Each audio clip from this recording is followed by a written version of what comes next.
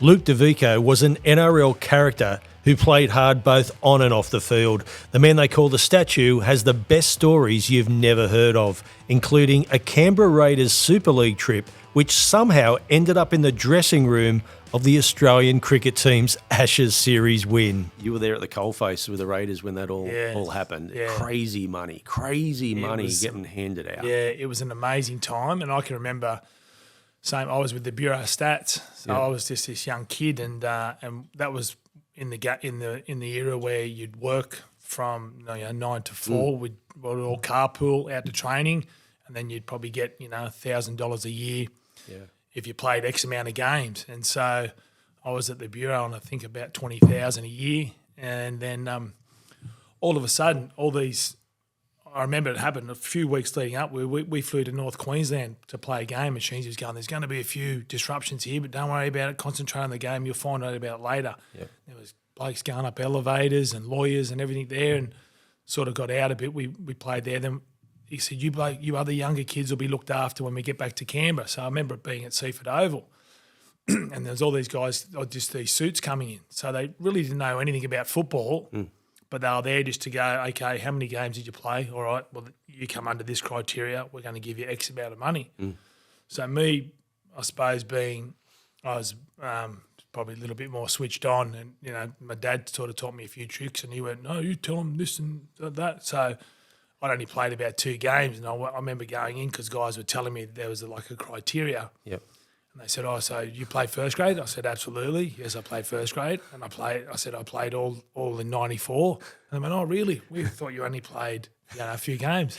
I said, no, I won the grand final. And they went, oh, wow. You're a premiership player. Yeah. I said, so I've won the premiership, And I think this was the start of 95. And I was going, I'm a rookie of the year, blah, blah, blah. And they're going, oh, holy dilly. So all of a sudden your stocks start to rise. So my sign-on fee, instead of being, say, $50,000, went up to $100,000, and they offered me X amount of money. And because it was ludicrous money, everyone was just signing and going, give us me check, because they're giving you a check right there. And I went, you know what? No, I don't accept that at the moment. I'm not going to sign on. I'm going to go away and think about it. And they went, oh.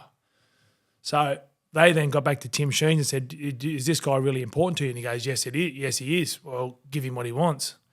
So I end up saying, oh, no, I want, instead of 150, I want 200 and this amount sign on. So when they said, all right, come over to one of Rupert Murdoch's houses in, I think it was in, what's the sub, the Yarralumla or whatever, over there, and sign it. We've got the amended contract for you to come over and sign. Yep. So my dad was with me. He came down and I said, "Come, we'll go over." Well, when we went to sign the contract, instead of being say 200,000, it was 300,000. So they'd actually, because they were suits and not rugby league people, they'd actually made a mistake with the figure. And I went, and he walked out. He said, "I'll give you a moment in the room for you and your father to look at the thing." I went, "Dad, they've put the wrong figure on." And he went, "Fucking sign it." So it was about 300,000, was it? Something around those figures, yeah. Well, I was only meant to get X amount. It was crazy too at the hopefully time. they can't come back at me with that now, can they, 30 years down the track? Well, who knows, mate. But it was crazy times because I heard a story. It was even the local Newcastle competition. There was a young player. His name was Dagwell. He was playing for West. Ryan Dagwell? Ryan Dagwell. Yeah, know him well. And I think he was only 19 at the time, and I don't think he was I think he played reserve grade, but he's just starting to break into first grade at West. And I think at the time, obviously, the Knights were going with the ARL, the tug of war, and Cronulla's offered him, I think it was, don't quote me on this, but around $50,000. Yeah. He hadn't, signs it, but never plays one game for Cronulla. Yeah. It was just a case of locking them up just to make sure that that's what it was. The Knights and there was a lot of right place at the right time. Yeah. Guys that were on about $2,000 end up signing 3-year deals for $300,000 a year. Yeah. Like, you know what I mean? That's crazy money. Right. And obviously it took you to some certain places, like the World Club Challenge. The World Club. Yeah. But that was, you said it was rigged. Did you think it was rigged? Again, in regards to they wanted to have 2 English teams and 2 Australian teams playing in the semi-finals. So it made it very hard to make the final. Yeah, I think when they first started, He's a bit of when they looked at the disparity between the gap between the English teams and the Australian teams, because they came out here in those first few games, like we were beating Wigan 50, 60 to 0. You know? Yeah. I think this is against the London Broncos. So this would be the first game you played.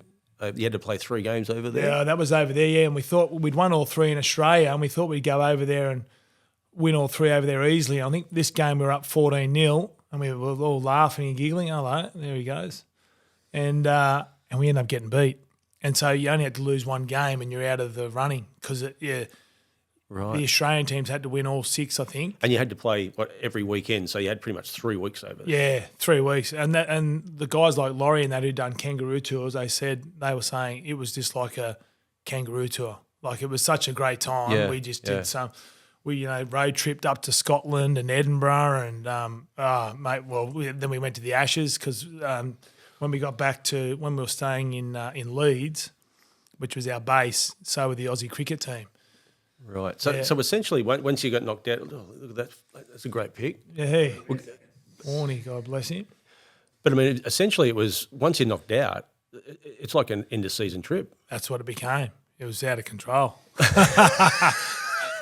Yeah. So you somehow rock up to Trent Bridge, the famous Trent Bridge where Australia wins the 97 Ashes. Yeah. Warnie's on the balcony with the stump. Yeah, they clinched it. Yes. Yeah, and this is footage never seen. Yeah, that's it. And so you guys turn up at the ground. Well, we still Is that? Give me a second. That's it. Oh my God. Never smoked, and I've said to Warnie, look, we're doing. Wow, how embarrassing. How did you even get into the ground dressed like that? Well, what it was, again, I suppose, larrikin attitude. I remember the night we played Halifax, I think the night before, we all went out and the Aussie guys invited us to the cricket. There's our current New South Wales coach. There he is. They invite us into the cricket sheds. And they said, we'd like you to be our special guest. And I said, well, how about we go and make a fancy dress? So I drove down the road in a cab. I forget who it was with. Anyway, I said, give me 30 lady singlets and 30 wigs. And so that's how we went dressed like that. And it was great. Mel came out in the morning. He just put it straight on. He goes, yeah, I'm going. So it was an amazing day. So you're in the dressing room and you just running amok. We were running amok. It looked like you were celebrating harder than the cricketers. Oh, we were. It was crazy. And they never invite people back into the dressing room, so we didn't realise what, getting inside that inner sanctum. So we did take it probably too far, but they loved it. There was blokes going through roos and bats getting taken, and then we partied into the night. Yeah, because they stayed at the same hotel back at the Headingley, and there's some and apparently wild stories. Say a baggy green went missing.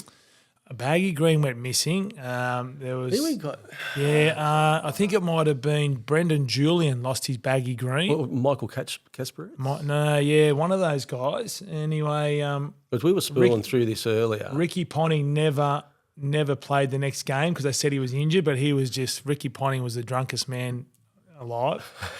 Yeah, he was just getting ragdolled by like Jason Croker.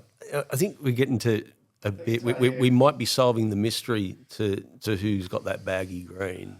Just in this is Ricky Stewart dressed. Yeah, mate. I'll swap you. I'll swap you a footy jumper for one of those hats. A footy jumper for one of those hats. And there's the current Raiders coach. So you're looking good. Katsa do that. So at the next press conference. Maybe he should be asked. Has he still got it? Got the whole? Got a baggy green? Yeah, I honestly don't know. I think someone just misplaced it and then pointed the finger at us. But that was one of the most amazing experiences of our life. We got in there and watched the guys sing there under the Southern Cross, and to spend the night with them, and exchange jumpers and whatnot. It was and still have a bit of footage there. I think Laurie Daly said you were the unofficial entertainment director for the trip. There you go. Oh, well, yeah, because, actually, I was so excited for the World Club Challenge that I went and bought. I remember buying my first VHS, and back then it was like $1,200, and I went, how good is this, and I was taking the footage. Obviously, or whatever. before iPhones. This is before the advent of phones, and then by the end of the trip, that was one of our last nights. I remember waking up with shaving cream all over me, Smarties all over me after the thing, and then my video camera in about 1,000 pieces, and I just went, oh no. So we're lucky to get that footage. And there's something about you with Jason Croker with a cricket bat. Someone said you cracked him over the head or something. I was cracking him over the head in the change rooms, and that's where Shane Warne was just watching going, I can't believe these blokes. And Toots was going, hit me again. And I smashed him over the head. Everyone started going, one more. Then Toots, I remember pulling out his false teeth, got Warnie's hand and said, here, hold this. And Warnie's just holding his false teeth, just going, who are these blokes?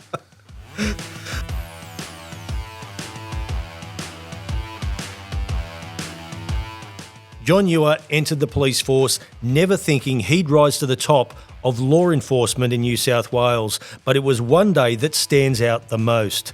Chasing down 7 dangerous criminals in the back streets of East Maitland wasn't for the faint-hearted. It would have been about, was it 1980? You played a role to help catch 7 escapees on the one day. Yeah. Geez, that would have been one hell of a morning. Oh, it was. And so this wasn't when you were filling in for the guards, was it? No, sorry, I left the door open. Sorry, Alan. I was actually then, I'd left Toronto and gone to Mayfield, and we were just in the office that morning and we heard the radio call that 7 had got out of Maitland. We didn't know who they were at the time, but they turned out to be 7 of them, the Absolutely. most violent, vicious criminals in Australia. There was Ray Denning, who everybody would know. Yep. Ray had been convicted of all sorts of things involving firearms and robberies and whatnot. I won't go through them, but Roy Pollitt was one of the Red Rat. Yeah, the Red Rat. Yeah. He had just been sentenced not long before for firing a shotgun through the front windscreen of a police car during a chase. He was a bit of an escape artist too. That wasn't the first jail. They all were. They all had form. Roy Pollitt, he finished up, he became an artist. I read that. Yeah, and he was quite a good artist, and I think he found a champion, a woman in Melbourne, I think, but he was an unlucky bugger. I mean, I think he was painting while he was in the jail in the end. Yes, yeah. And he was selling these paintings for like thousands of dollars within the jail. But he got out of jail and he went to Melbourne and he was given a contract to kill somebody. Unfortunately, he killed the wrong person and he got locked up. So he went to jail again for life for killing the wrong person. And I think 2018, I think Peter Dutton, who was then the Home Affairs Minister, actually deported him back to England. Yeah. Oh, that was always going to happen. As soon as he came out, you couldn't keep him in Australia. But then, and so when we were at Mayfield and I had a young bloke working with me plus another senior constable, detective senior constable. I was probably the most senior man there and I was still the senior constable. And we headed off, we went up to Hexham and swung across and because we'd heard, we were following it on the radio and 3 of them had been captured very quickly under a house near the jail. The other 4 had jumped in the car and they'd gone through a roadblock and finished up at the Hunter River. And 3 of them swam across. Roy Pollitt couldn't swim, so he'd That's not handy, is it? He'd hit in a hay shed. He was caught with hay over his head, which is not a fairly ignominious thing. But the other 3... It's almost like the escape was more planned than what they were going to do when they when they did escape? Well, they didn't know because none of them were from the area, so they just knew that once they got out. And it was a clever thing. I mean, Billy Sutton, the fellow that I interviewed, he said he called himself the craftsman. He had gone up for 2 months before. Every time they went in the shower, he would go up into one of the shafts to where the extraction fans are, and there was a grate up the top, and he had acquired a bit of hacksaw blade, which wasn't hard to do in jails, and he had painstakingly sawn through over 2 months. Wow. And then he had some red paint, it was red, and he just patched it up each time, then come down. And on the day they all went out, obviously there were other prisoners that knew about it, and they created a sort of a steam bath, turned all the hot taps on, and up they went, and just straight down and over the side. They were outside. Wow. Because the shower block was against the outside wall. But so I turned it up, went past Raymond Terrace, turned left to take you back over to Seaham and back to Maitland and over the bridge. And as I came over the bridge onto the flat, I saw this car come hurtling. It was airborne. It was Alf Holden. It was airborne, and I see it come over the rise right up the other end of the straight, probably at the stage 2 kilometres away. And next thing I see a highway patrol airborne too in hot pursuit. And so it was a fairly narrow road. It was only a 2-lane road at that point. And as I drove along, I thought, we can't, I immediately thought, we can't let them get into Raymond Terrace. We can't. We've got to stop them here. So I've just hit the brakes and swung I remember saying, hang on, and had a young bloke in the back seat. He was thrown all over the back, swung around, stopped the car. And so at this stage, they're just about on us. They had 2 choices. They could ram us at about 80 kilometres or 90 kilometres an hour, or go off the road. Fortunately, they chose to go off the road. Wow. And they went off down in a bit of a gully and, came to a halt, and they jumped out and we grabbed them. We've got a pic of there they are there. Yeah, that fella that I've got, Ray Denning there on the left, and on the right is Billy Sutton. Wow. He was such an interesting fella. He's I don't know what his real name was, but William Sutton was the name of the famous American bank robber who was once asked, why do you rob banks? And he famously declared, because that's where the money is. What was their demeanour after you've caught them? Was it like was it disappointment? Was it? Oh, look, they'd all tried, escaped, and they had escaped before. When we've got them in the back of the car and we're driving back to Maitland Police Station, they were laughing, and this is when I decided that I wanted to interview Sutton, because I'm looking at him in the rear vision mirror as I'm driving along, and I could see he's the smart one. I want him. Mm-hmm. And as a matter of fact, I when we got back, I said to my offside, Vincent Fallons, I said, don't let anybody near him. I'm going back to the jail.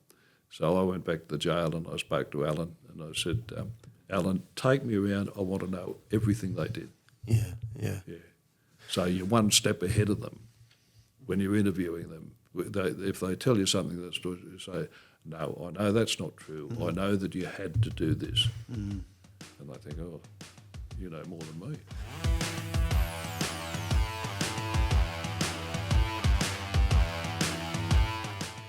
Jye Currie is a Newcastle creative. The up-and-coming filmmaker has already a full resume of producing quality content, and he shares how he gets his inspiration from travelling the world and meeting people. What about your travel? Over 50 countries in the world? I'm up to 87. Wow. Yeah, I've seen a lot.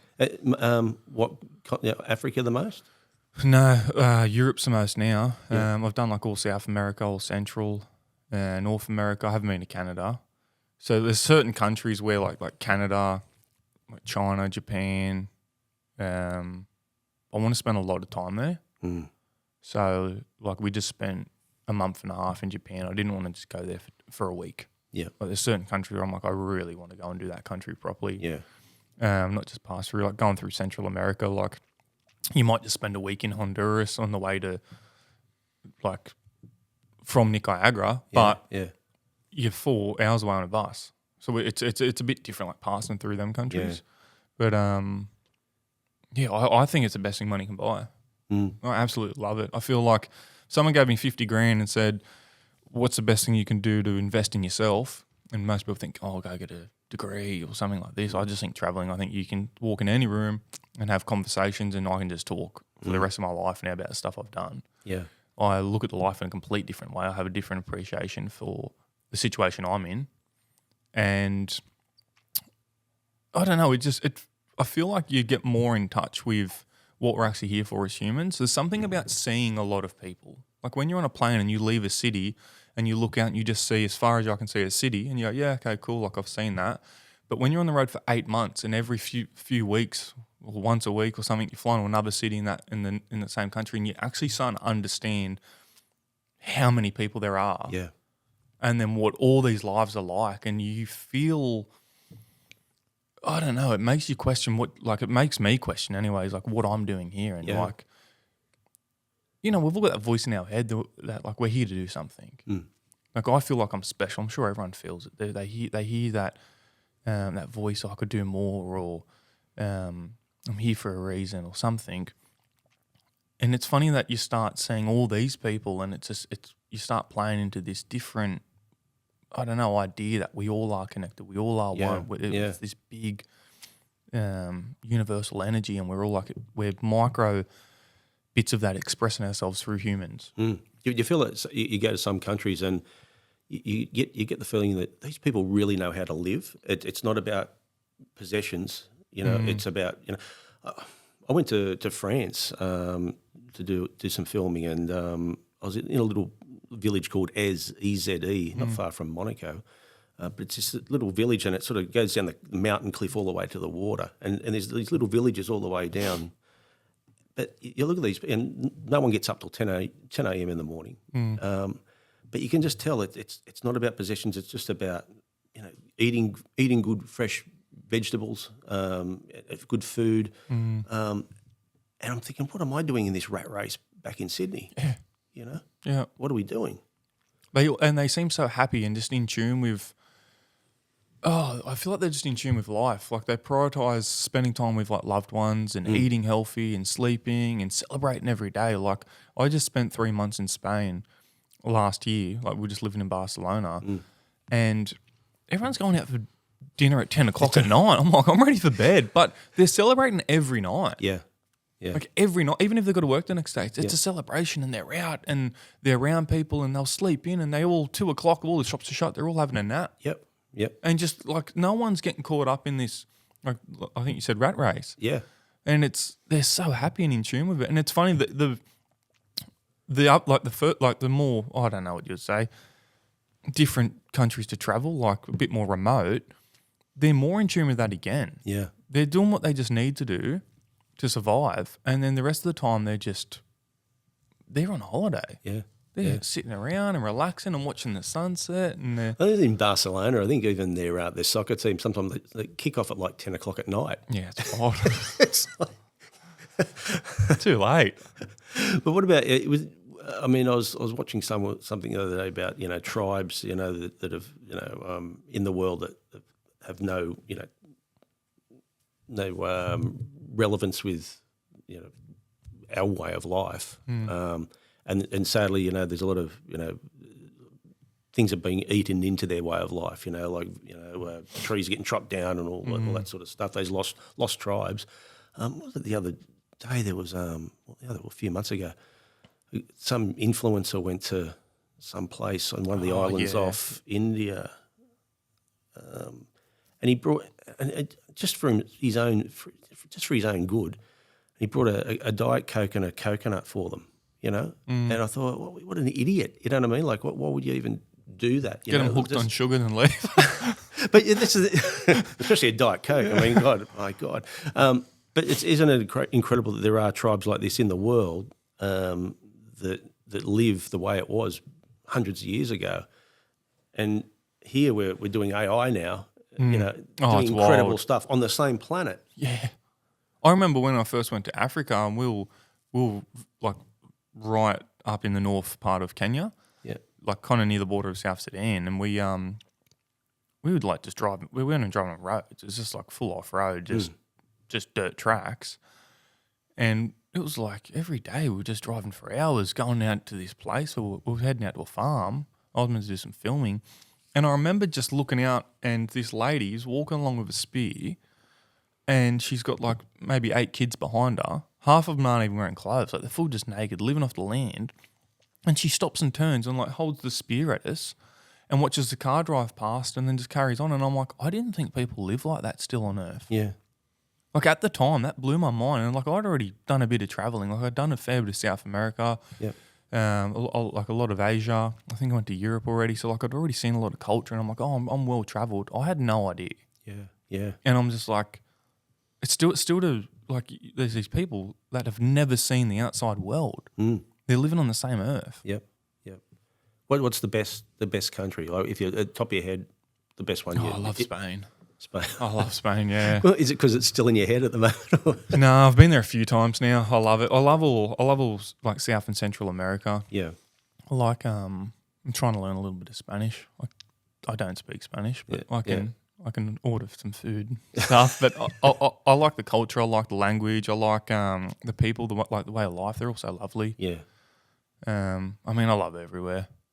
There's nowhere I can't say I don't like. Did you go over there? Did you find some stories over there and go, oh wow, I could do something over here with this? Yeah, well, I done a short film. I shot it in like 2 days. But there was this lady. She's an artist, and she just lived by herself. And beautiful artwork, like abstracts. She does a lot of abstract work, but then also does like ocean pieces, like kind of like a bit more like realism look. So you just met her in your travels, or did you? Yeah. I just met her, and I seen her on Instagram. And just reached out for coffee and started chatting and hearing a story, and I was like, I wasn't even planning on doing a film. I was like, do you care if we like do a little piece? So she's just painting, and I go to like a studio and we're filming, and I think this is the part that really blew me away was she lived a whole life in Argentina, between Argentina and Brazil, like in South America. Got to 50. And then just goes, I'm going to start a whole new life, moves to another continent, to Spain, and now she's just living there. She's 71. Yeah. And I'm like, that's wild, because like we've got one life, one time here, and like so many people just go, oh, I'm here in Newcastle now. Yeah. This is my home, and I'll be here forever. But to really just pack up and start again, you don't know anyone, like that's a big step. That's really like finishing one chapter and starting a next. Yeah, and you can't take that back. Like You've chose to do that now. Like that's her story. Did you feel that's something that a lot of people would love to do? But this day and age, everyone's locked into the mortgages and jobs and stuff like that and families. But they'd always love to cut ties with what they're doing and do something completely different.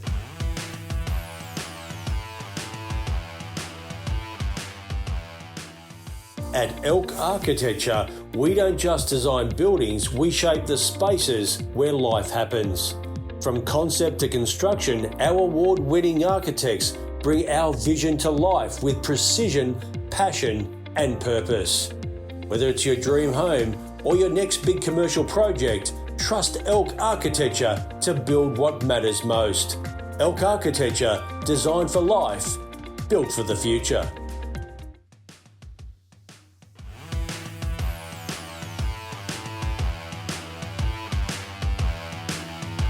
Most people know Craig Johnston as a Newcastle local legend who rose to the summit of football with the Liverpool Football Club. But who knew he once lived next door to golfing great Tiger Woods? Firstly, the situation was that I was actually Vivian's partner, or as they say in America, the significant other, or as I used to say, the insignificant other. Because Viv ran the golf course. She was the boss, right? So I was just a bloke that was Viv's new partner, if you like. Yeah. You know, so, and I liked it that way. And I was known as the photographer guy, and Tiger would always call me this photographer guy, you know. And desire to bigwig myself and say, do you know who you're talking to? Yeah. I mean, just the concept of that leaves me cold. Mind you, I'd say to Viv. anyway. So one of the funniest things is that for 6, 7, 8 years, there was a big tournament called the Tavistock Cup. Look, I just happened to have a shirt, Tavistock Cup, which was Lake Nona versus Isleworth for Viv's dad's holding company called Tavistock. So everybody just knew me as a photographer. Like, great.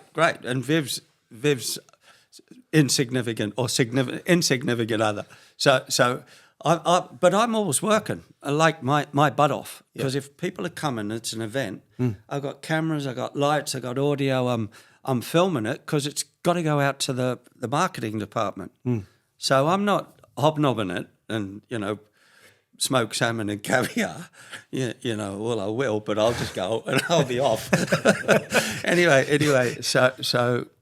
Yeah, some lunch for years, I had a really good relationship with Tiger, and partly through his ex-missus, Elin, right, who one day I was photographing all the kids in this space, all the golfers' kids, particularly playing soccer, but I never photographed Tiger's kids. So one day I was just walking away, and Elin said, look, Craig, she said, why aren't you photographing my kids? I'm feeling you live. I said, well, it's just a policy. It was not a good idea because of. And she said, I'd really like you to photograph the kids, and so would Tigers. Not a problem. So then from then on, I always photographed them when I was photographing the other kids, and so my relationship with Tiger was good because I played sport, and I know the pressures, and I used to see it with people like Kenny Dalglish and say Ian Rush and people at the height of their Souness, at the height of their careers, how overwhelming it was. So I would completely stay out of the way, but I was always there, for a good snap and a good moment and a good what have you. But then we played. They played a charity golf event every couple of years over in Ireland, and it was J.P. McManus, a very famous Irish entrepreneur, and he would spend a fortune to get every golfer in the world. So now we're at Adair Manor in Ireland, and the pro celebrities the next day. Anyway, somebody pulled out or got injured or something, so there was a celebrity spot. So JP, who I know really well, JP owned Manchester United at the time, just so you know. Okay. This is the circle you're travelling. Yep. And JP came round to me, he said, look, he said, Craig, he said, celebrity hasn't arrived, but can't do it. Can you fill in? And I said, yeah, sure, no problem. What do you want me to do? He said, I want you to play golf with some I think Sevi Ballesteros or something, or Sevi and a celebrity, right? So yeah, sure. So anyway, so I did, and so now I'm on the warm up thing in the morning, and I can't play very well. I play, as a sportsman, I put it together. So I'm like, now I've got a uniform and I got my name on the back, Johnston, like that. So anyway, I'm hitting them pretty good, in the warm up. Right, and I hear some footsteps coming, people murmuring by me. I wonder who that is. Turned around, and it's Tiger. And he said, what's the photographer guy doing warming up? And all the caddies, right, and see, there's a lot of Scots and Irish caddies and English caddies, and they completely know who they're all Man United, Liverpool fans, all the caddies. Yep. They completely know who Craig Johnston is, right, but they're all English, Irish, Scottish. Yep. Right, and they're saying, oh, he's got a good swing on him, it's 220 yards there, So Tiger announces, what's the photographer guy doing warming up? I can't do Tiger's accent. And these guys they're bent up with laughter, and they said, don't you know who that is? Said, yeah, I know, it's Vivian's partner, the photographer guy. And they're laughing. And they're saying, Tiger, are you stupid? You know. And Tiger says, no, man, I'm not. Do you know anything about soccer? He said, yeah. And they said, do you know Liverpool? He said, yeah, I love Liverpool. Said, he used to play for Liverpool. Tiger said, no, he didn't. He's Vivian's boyfriend. So that's how the penny dropped. That's how the penny dropped. And he went as red as Tiger can go. He went bright red. He said, you're kidding. But also, he probably thought too that what a guy you are. Like you mentioned, you're not one of those big noters. Yeah. That you could have said that to him in the past. Yeah. But you found out that way. Exactly, which is why it was funny, and which is why he liked me even more, which you've tapped into. Yeah. So he would go out of his way to do things on the course that he knew I'd like to photograph. So anyway, so long story short, good on him. Hey, very quickly, Yeah. Another quick story. Mm-hmm. Absolutely. I was playing golf at Isleworth with Payne Stewart's son, Aaron Stewart, and Nick O'Hearn. You know Nick O'Hearn, the Australian golfer? Yes. I was playing with them, and I'm just about to putt a helicopter, right? What's that? You know. Now, the week before this, there'd been a murder on Isleworth, and someone had shot his wife in the head. I think it was pretty horrible. Yeah. So we'd had all the press at Isleworth, you know, trying to get in. A helicopter, so a bit distracting, trying to putt. 2 helicopters. What's going on? 3 helicopters. I'm like, what the devil? We're all saying, what the devil's going on here? And given the murder a couple of weeks before, the week before, right, they said, oh, this must be really serious. They said, phone Viv, find out what's going on. So I phoned Viv. I said, look, Viv, there's 3 helicopters. She said, well, I'm not there. She said, but I know it is. I can't tell you. I said, what? She said, I can't tell you what's happened. So anyway, so said to the boys, she can't tell me. I said, it must be something really, really, really wrong. So what had happened is Tiger's accident, when his wife had found out about the affairs, and she's hit the car with Tiger in it, and that's why he's had to go to hospital. Okay. And that's what it was. So next thing you know, right, we've finished our game and we're trying to ask questions, why all these helicopters? But as you drive out the front, we live there on the course. But I had to do some grocery shopping or something. There was like media everywhere, right down the road. What's going on? Yeah. And that's what it was. Wow. It was the world's media wanted to know about what's gone on with Tiger. Wow. And it went on for weeks and weeks and weeks, as you probably remember. Yeah. Well, we were living there, not on the same street as Tiger, but 2 streets down. We're on Payne Stewart Drive and he's on the main drive. Yeah.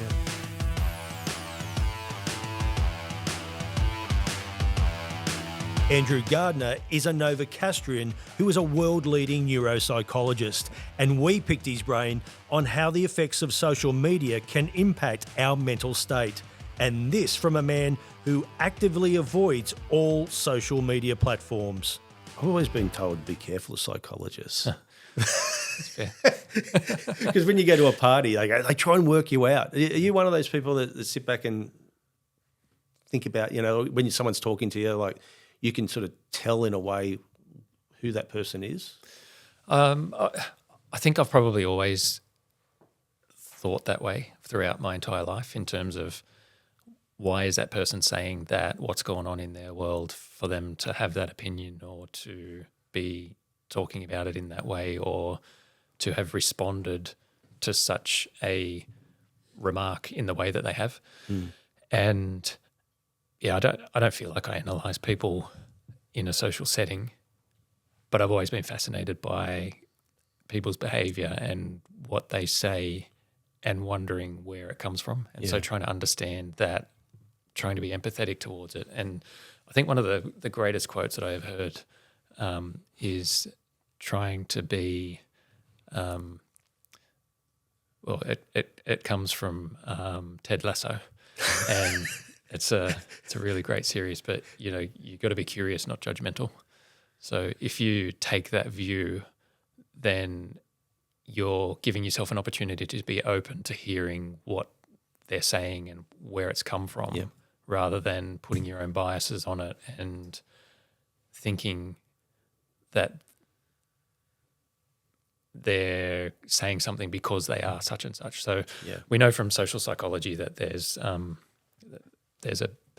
thing called cognitive dissonance in terms of if you have a belief, it's very hard to turn that belief around because you then need to basically say to yourself internally that, oh, hang on a second, I was wrong here, and people don't like to be wrong. So you kind of hold on to your beliefs strongly, and believing is seeing as opposed to seeing is believing. So you actually look for evidence to support those beliefs as opposed to trying to be balanced and unbiased by taking on new information to change potentially what you have always thought. But the cognitive dissonance leads you to have difficulty doing that. I can tell this is going to be a good therapy session for me. I hope you're not going to charge me much for this session. I suppose these days, people have changed so much these days, and do you think social media's played a part? And do you think it also can play a part in mental illness in regards to constantly being online all the time? And I suppose what you just sort of mentioned, trying to be someone they're not, maybe. Yeah, I kind of perceive the social media, and not that I'm on it, but social media as a highlight reel. So large majority of people are putting on their life highlights, and you don't want to get caught in the comparison game, because once you start to do that, then it's going to go one of two ways. You're either going to be judgmental and say, oh, I'm better than this person, or my life's going better than that, or the other alternative is that you see what they're doing, you see their highlights reel, and you think, oh, wow, they've got their life together and everything's fantastic, and why can't I be as organised as them, or why can't I achieve what they're achieving? And one of the things with the mental performance coaching that I do is some of the things that I say is that success leaves clues, and life's a strategy game, not a talent game. So if you find somebody who's been successful and you want to achieve what they've achieved, you follow their strategy and you'll get what they got. But you need to work hard, and you need to keep working at that strategy until that strategy works for you. You're not on social media at all? No, not. Never been, or? I think when it first started, I jumped on, and I do try and stay in touch with people through other avenues. But I have other people that are on social media that let me know what's going on if I need to know something. So it works out. But there is I suppose there is a lot of information on social media, but I suppose you gather it from other ways, I take it. Yeah. I guess it's something that I used to routinely watch the 6 o'clock news every day. And when I was on it, you definitely did. Yeah. That's how I first came to admire you. Yeah. So that was something that we did routinely as a family growing up is watch what's going on, and I feel like I knew, well, based on what the news was reporting, I feel like I knew a lot about current affairs and world news and everything that was going on, but then I got to a point where I guess I was starting to make decisions around what I wanted to feed myself, and what you put into yourself is what you're going to put out. And I just feel like a lot of the reported news was really either sensationalized or really negative. Yeah. And I feel like getting all that negative information in all the time was not great. And I don't want to be ignorant to a lot of really important issues that are going on. But I felt like I could do a whole lot more and be better for other people by just not putting all that information in. So I just kind of stopped following it. And embarrassingly, potentially, because people do like to know what's going on, I couldn't tell you too much about a lot of things that are going on. I've just focused on what I really want to be good at, so that I can help the people that I potentially come across. And I don't need to be across everything that's going on in the world to be good at what I'm trying to do.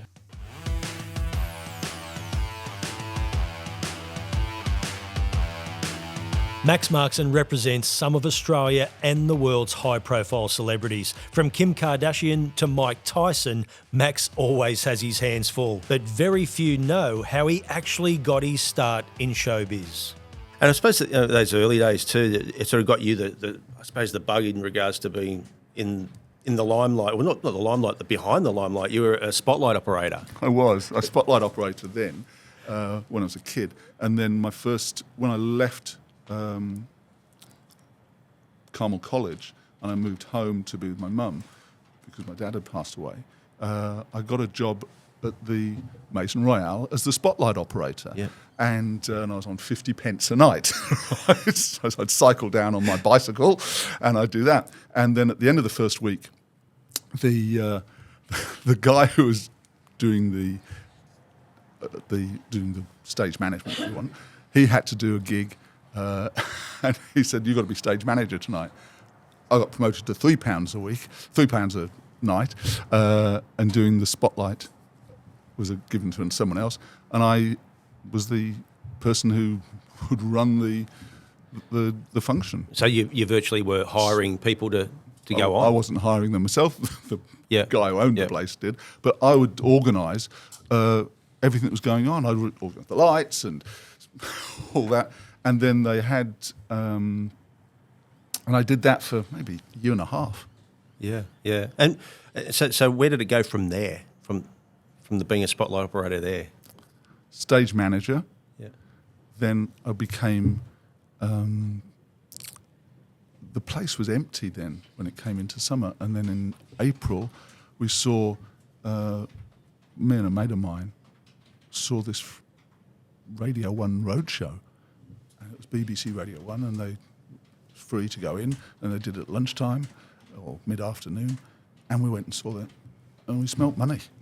And then so I started making phone calls to book Radio 1 DJs and pay them, and it was only 200 quid. Yeah. Well, only then, Yeah. right? And the first one we had was Emperor Roscoe, Yep. and we had a whole stream of Radio 1 DJs on. Wow. Each week. Each week we'd have a Radio 1 DJ on. So people virtually just came to listen to the DJs? Oh, no, they dance, obviously. Yeah, yeah, 'cause yeah. It was, Yeah. it was a dance pool. And I did that for 4 years. And then in 75, my mate decided to become a chartered accountant. And I remember ringing my brother up and said, I don't know if I should become a chartered accountant or not.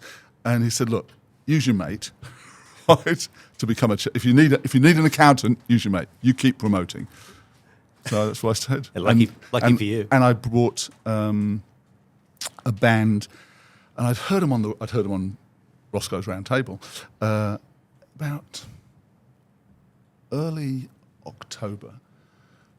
They played this song. I could get them for £1,000 against 60% of the gross. Great, whether the money comes in. Yeah.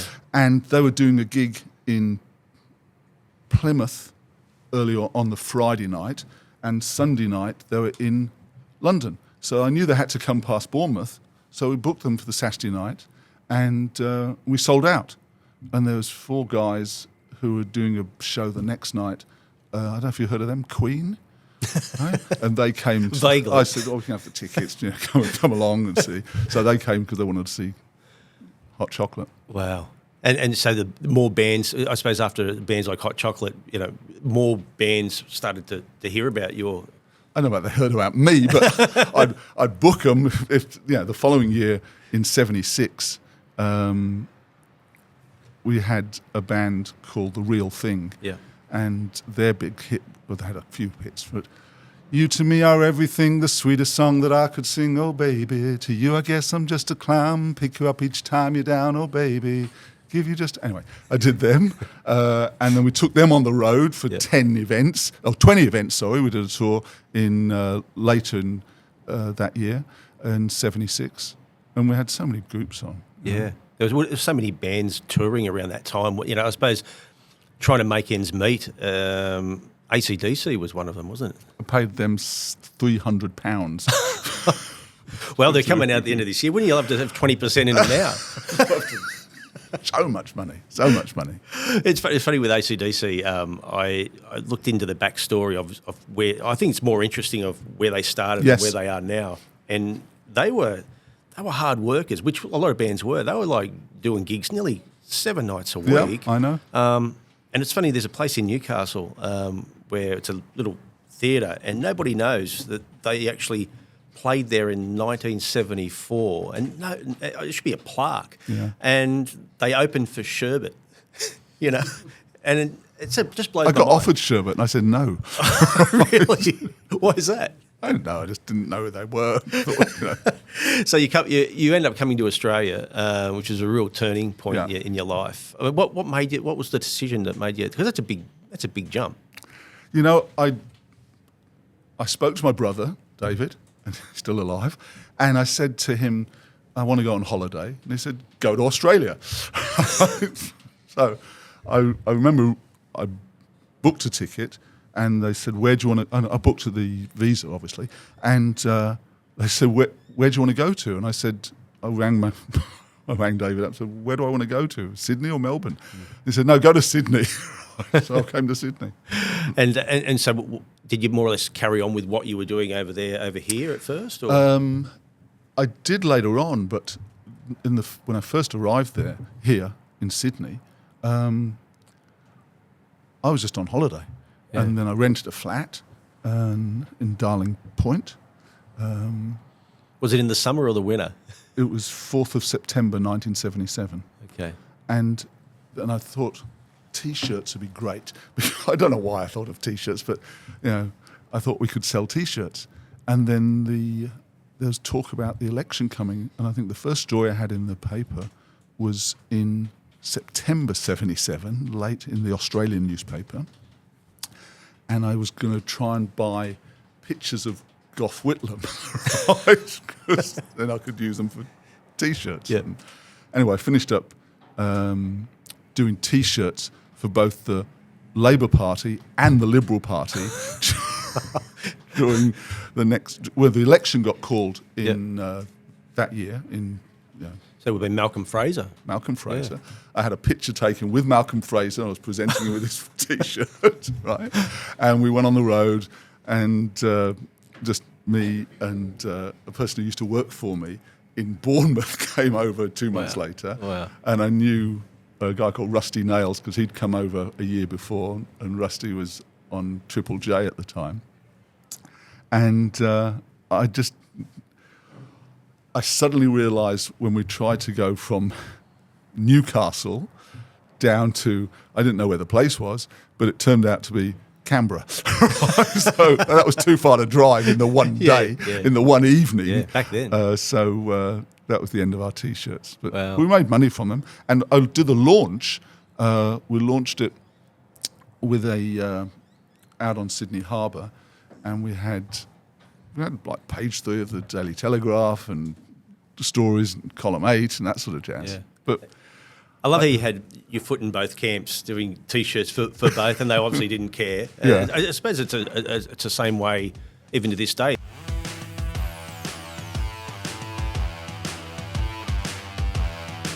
Mike Rabbitt is a man that graced TV screens when you wanted your local fix in sport, and he was at the coalface of many of this town's finest moments on the playing field. But it was his tilt for the Merrill chains which captured everyone's attention. You touched on council. You're not getting away No, with this. fair You're not dinkum. getting away. Robbo, rescue me. 2017, you went for council, didn't get on. I got I think it was something like 1,700 or 1,800 votes. Robbo got 200. I ran second to Robbo on his ticket. So all my votes went to Robbo, and Robbo gets in. Yeah. It didn't last terribly long. It's upset everyone. But I felt passionate about it at that particular stage. And I just wanted to go as a Newcastle You've Independent. got plenty of time now. Never again. In actual fact, it was the best race to ever run second in, let me tell you. Because it became a dysfunctional council. You had, when I say dysfunctional, that's probably been a little bit unfair.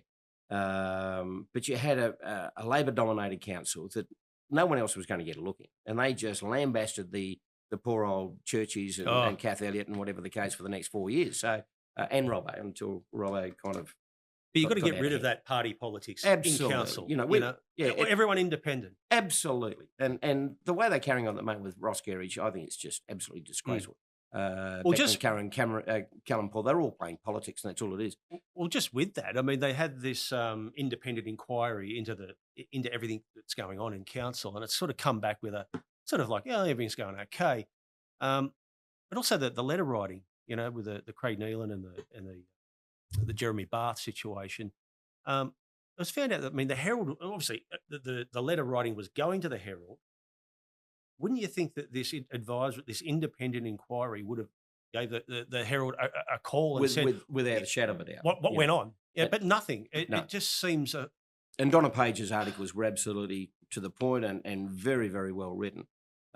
You would think that an independent commission would say, well, hang on, there's all these letters that are going to the Herald. We've got to have a look at that and make a determination there. Now, this last report obviously hasn't done that either. So, and then there is this aspect of saying, well, the majority of submissions to this inquiry have come from outside of Newcastle. So I don't know how that happened. So get over it, get on with it, and start to run this city for the people of the city. The city has elected Ross Gerridge as their Lord Mayor. Give him a breather and let him work with the rest of the councillors to be able to do the right thing for this city, because otherwise we're going backwards. Would you have been a good mayor? No, I don't think I would have had the smarts. In actual fact, I was asked. That's how all this campaign started, by a couple of notorieties in town who shall remain nameless, asked me to stand to run against Nua. I thought about it, and then I thought, no, I don't think I've got the smarts to be able to be that. And Nua Tully, to her credit, is a born politician, and she would have run rings around me. I would have been passionate about the cause and passionate about Newcastle. But I would have needed many others around me to be able to make it work. And yes, it could have worked, but no, I don't think I was Lord Mayoral material. But do you know? I mean, Laurie McKenna, he's the mayor of the Central Coast now, and before that, he was the mayor of Gosford, and obviously went into different roles with the Newcastle Jets. And to his own admission, he was a terrible mayor at the start. Yeah. He didn't even know. Like, I remember, I was actually on the Central Coast for NBN covering it, and first meeting gets on council. First meeting, they vote him as mayor. He didn't even know how to chair a meeting. No, they had a person sitting next to him. It was embarrassing, and as he said, it was embarrassing. I've got to learn how to do this. But he's got better and better and better, and he's a man of the people. You know that, and that's why I probably your ilk, like, you would have been like the Laurie McKenna of Newcastle. Yeah, nice of you to say that. Now, I was on the board of the Central Coast Academy of Sport with Laurie, and Laurie's a great bloke. And he went through that awful period of the merger, and then they went broke and were bailed out, and they had an administrator in for some time, and Laurie's come back. So he's a great bloke. And yeah, it could have worked, but again, there would have been, and there's a lot of good people in council, the employees of council. Not, they are a heart and soul. So you've got the bureaucrats, if you like, the councillors sit up there and rant and rave and take all the kudos, but the people actually in the head office, and why we ever abandoned that office to spend $29 million a year or whatever it is on rent the other building, that's another story. But yeah, it may have worked, but I'm probably pretty glad that it didn't. Yeah, I mean, in regards to the councils, I mean, it was always Newcastle councils in the firing line. You don't hear as much with other councils, do you? It's always Newcastle. Well, the best time that this Newcastle council ever ran was when we did have an administrator in. And we had an administrator in for some time, and it was just absolutely fantastic. You never heard of anything. Everything was done. And I'm a bit, okay, we've had some wet weather. There is no doubt about that. But you drive around not only Newcastle council, but Lake Macquarie at the moment, and every verge is absolutely 6 foot high. So I don't know where all the mowers are. And admittedly, we've had some terrible weather. So, but it's looking a little bit tired. So I think, roads, rates and rubbish is what we should be concentrating on. But even sporting facilities. I mean, I remember as a kid, I remember they always used to, in the summer, they'd always top dress. I don't see that anymore. Yeah, you'd hit a beautiful cover drive, and it would just go about 2 meters. Well, in actual fact, I was only talking to Charlie Trail last night with a good mate of his, Adam, who were tied up with Hamilton Wickham. Well, the ground at Passmore has had a sand covering by the Hawks, the Hamilton Hawks, sand covering over the cricket pitch, which is absolute sacrilege compared to, for these two gentlemen who are really into their cricket. So yeah, the times have changed. But I think and that's another thing within council. You used to have ground committees that would look after the grounds. You would have ground managers who would report to council and say, look, Townsend Oval's unfit for play today, or whatever the case. But I'm not 100% certain whether that's working smoothly at the moment either. Yeah, I know there's a council down, I think it's down Sutherlandshire, Canada Bay, and the council spent a lot of money on synthetic grounds, and nothing gets cancelled. A lot of outlay, but it's actually saving the money in the long run. So I remember playing footy, Aussie rules in the southeast of South Australia. Nothing was ever in the winter. Yeah, and we had terrible weather. Oh, I wish they could add some rain down there at the moment. Yeah, the best value sport in Newcastle, I think, at the moment is hockey. Yeah, you drive past, they water the place. That's right. It's perfect for them. Can I talk about the '97 grand final? That again, it goes back to a live coverage, which would have been a lot of thinking on your feet. That would have blown your mind. Even just the sea of people, that whole. You wouldn't have slept for 48 hours. No, it was probably a lot of people ask the question. What's the greatest thing you've worked on, or one of the great things you've worked on? And I always come back to the '97 parade. We had a 2-hour telecast, and it was flying by the seat of your pants. We had a rough idea of what we were doing. Kerry Regan, the bear, was in the truck. Kieran Scully was back in the studio directing things from the studio. And we lived this moment for ever and ever and ever. The last 6 seconds. But I actually, going back before the parade, so we were thinking of doing a live cross from the Workers' Club. Yep. If they won, and they were all coming back to the Workers' Club, we were going to do a live cross. So they all came back to the Workers' Club, but we didn't do a live cross. So someone said, well, you're on the balcony, so get up on the balcony and here's the microphone and do so. Chief came up and picked up that Optus trophy, which in one hand, it weighed a ton. I did, yeah.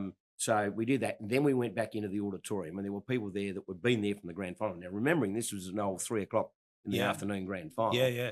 So 10:30 at night, how do you think they were travelling? Bit weary. Face on back to front. Yeah. So, and then we introduced the players one at a time from position. And you'd probably be in the back of your mind knowing how crazy the Johns brothers are. They're going to come out naked or something here. Well, kind of. So Matthew ends up in the crowd. He's crowd surfed into the crowd. So here they are coming back into the Workers' Club, Robbie-O. So they had to... How the windows of the Workers' Club never caved in, I do not know. Our mascot, Rocky the horse, led the coach into the front of the building and then disappeared in the crowd. There's Joey. And also did crowd control. Did crowd control, then just disappeared, the chief. So we did that. And then we got prepared for Tuesday. So we went back and we said, okay, we're doing a live telecast from the top of the town hall. And we kind of put a rough schedule together. We knew it was going to start at Jasmine, and then come down Hunter Street, and then into King Street, and then so there's Jasmine. So this is the start of the parade. So, and of course their major sponsor was Stockland, so it was obviously a place to start. Yeah. Funny story here is that Dave Williams from Tooheys, he was the manager of Tooheys, and Tooheys were the major beer sponsor. When they actually got into King Street, and they were all in MGBs at that particular stage, sitting on the MGBs, here they are. They all had VB in their hands. So Dave Williams has got that bottle shop up at the top of Hunter Street, and so get those beers out of the hand and get the Tooheys into their hands. And at this stage, all the crowd's building at Civic Park. And Trevor Bush, our cameraman, there we go. Bishop Roger Herf, who I did say to him, we did no swearing. No. One Easter, and we'd have the Mike Malone, the bishop, Catholic bishop, and Roger Herf. Mike Malone, yeah. So I did say to him one time, I hope you've been to the Cop to buy your fish for the wreath. So he never forgave me for that one. So they are down in Hunter Street, and here's Rocky. One of the mascots and whatever the case. And there's Cliffy on the horse. It was just absolutely amazing. So the crowd in Civic Park are going ballistic. Trevor Bush is hanging out of a cherry picker with a boombox playing Tina Turner, Simply the Best. So he'd play a couple of bars and just turn it off. The whole crowd would take over. And here is. I think that's at this stage, that's a Toohey. Toohey's dry, I think. And Tony Butterfield didn't actually go in he ended. There's Ray Deneen, rampaging Ray Deneen. Oh, Ray. Have a look at him. Probably one of his cars. Looks like an absolute fashion plate. So there's Ray was trying to do interviews. He's got the Panama hat going. Vanessa Spark was down at the entrance. The marching Marching koalas. koalas. Look at that. Look at that. It was just, and looking from the top of the town hall down on this was absolutely amazing. Now, up on the right, you can see the NBN watermark. Channel 9 actually rang up and said, get rid of the watermark. And we said, no, this is our telecast. Yeah. We're going to leave that. So that's there forever and a day. In the end, for their news coverage, they tried to cover it, which I thought was a bit of bad grace. Malcolm really, of course, the chief, and Malcolm's not in good health at the moment. And have a look at that crowd. So, and if everyone that says to you, I was there that day, that crowd's about 2 million. Yeah, that's right. That's right. So what we did here, they're even in the pond, and so we said, well, okay, we got to introduce the players. So again, we introduced the players one at a time. Ladies and gentlemen, the fullback and Clive Churchill medalist, Robbie O'Davis. So Robbie'd step up, and then we introduced everyone. Right at the end, Steve Crow came up and said, you've got to introduce this young bloke. I said, who's this young bloke? And he said, Danny Badiris. I said, but he wasn't part of this, was he? He said, he's the next big thing. So we introduced Danny Badiris. So he'd played reserve grade. And everyone knew who he was. But this bloke... And went on to win a premiership. Went on to win a premiership in 2001. But his speech and everything at the grand final and after was absolutely fantastic. Tony Butterfield was standing behind us and with us. He was in the coat and tie and a pair of tracksuit pants on. And he said, Rabs, I've got him. I said, what do you mean? He said, I haven't been to bed yet. But things like this, I mean... that's Newcastle. It's incredible just to see.